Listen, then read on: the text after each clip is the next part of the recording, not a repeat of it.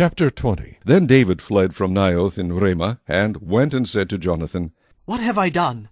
What is my iniquity, and what is my sin before your father, that he seeks my life? So Jonathan said to him, By no means. You shall not die. Indeed, my father will do nothing, either great or small, without first telling me. And why should my father hide this thing from me?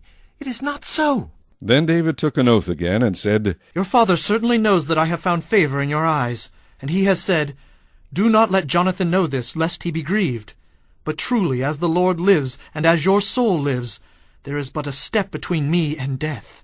So Jonathan said to David, Whatever you yourself desire, I will do it for you. And David said to Jonathan, Indeed, tomorrow is the new moon, and I should not fail to sit with the king to eat. But let me go, that I may hide in the field until the third day at evening. If your father misses me at all, then say, David earnestly asked permission of me that he might run over to Bethlehem, his city, for there is a yearly sacrifice there for all the family. If he says thus, It is well, your servant will be safe. But if he is very angry, be sure that evil is determined by him. Therefore you shall deal kindly with your servant, for you have brought your servant into a covenant of the Lord with you. Nevertheless, if there is iniquity in me, kill me yourself. For why should you bring me to your father? But Jonathan said, Far be it from you. For if I knew certainly that evil was determined by my father to come upon you, then would I not tell you? Then David said to Jonathan, Who will tell me? Or what if your father answers you roughly? And Jonathan said to David, Come, let us go out into the field. So both of them went out into the field. Then Jonathan said to David, The Lord God of Israel is witness, when I have sounded out my father sometime tomorrow, or the third day, and indeed there is good toward David, and I do not send to you and tell you, may the Lord do so, and much more to Jonathan. But if it pleases my father to do you evil, then I will report it to you and send you away, that you may go in safety, and the Lord be with you, as he has been with my father. And you shall not only show me the kindness of the Lord while I still live, that I may not die, but you shall not cut off your kindness from my house forever. No, not when the Lord has cut off every one of the enemies of David from the face of the earth. So Jonathan made a covenant with the house of David, saying, Let the Lord require it at the hand of David's enemies. Now Jonathan again caused David to vow, because he loved him, for he loved him as he loved his own soul. Then Jonathan said to David, Tomorrow is the new moon, and you will be missed, because your seat will be empty. And when you have stayed 3 days, go down quickly and come to the place where you hid on the day of the deed, and remain by the stone Ezel. Then I will shoot 3 arrows to the side, as though I shot at a target, and there I will send a lad, saying, Go find the arrows. If I expressly say to the lad, Look, the arrows are on this side of you, get them and come, then, as the Lord lives, there is safety for you and no harm. But if I say thus to the young man, Look, the arrows are beyond you, go your way, for the Lord has sent you away. And as for the matter which you and I have spoken of, indeed, the Lord be between you and me forever. Then David hid in the field. And when the new moon had come, the king sat down to eat the feast.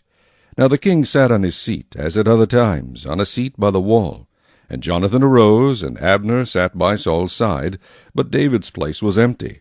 Nevertheless, Saul did not say anything that day, for he thought, Something has happened to him. He is unclean. Surely he is unclean. And it happened the next day, the second day of the month, that David's place was empty. And Saul said to Jonathan his son, Why has the son of Jesse not come to eat, either yesterday or today?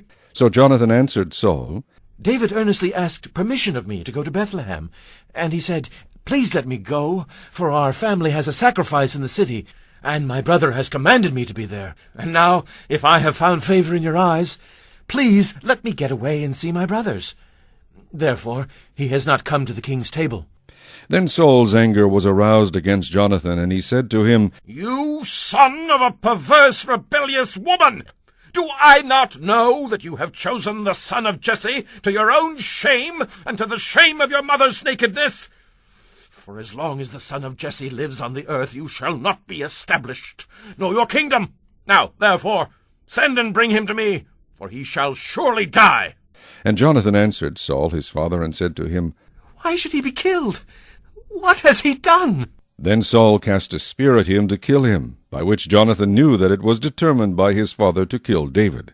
So Jonathan arose from the table in fierce anger, and ate no food the 2nd day of the month, for he was grieved for David, because his father had treated him shamefully. And so it was in the morning that Jonathan went out into the field at the time appointed with David, and a little lad was with him. Then he said to his lad, Now run! Find the arrows which I shoot. As the lad ran, he shot an arrow beyond him. When the lad had come to the place where the arrow was which Jonathan had shot, Jonathan cried out after the lad and said, Is not the arrow beyond you? And Jonathan cried out after the lad, Make haste! Hurry! Do not delay! So Jonathan's lad gathered up the arrows and came back to his master. But the lad did not know anything. Only Jonathan and David knew of the matter. Then Jonathan gave his weapons to his lad and said to him, Go, carry them to the city. As soon as the lad had gone, David arose from a place toward the south, fell on his face to the ground, and bowed down 3 times. And they kissed one another, and they wept together, but David more so. Then Jonathan said to David, Go in peace, since we have both sworn in the name of the Lord, saying, May the Lord be between you and me, and between your descendants and my descendants, forever. So he arose and departed.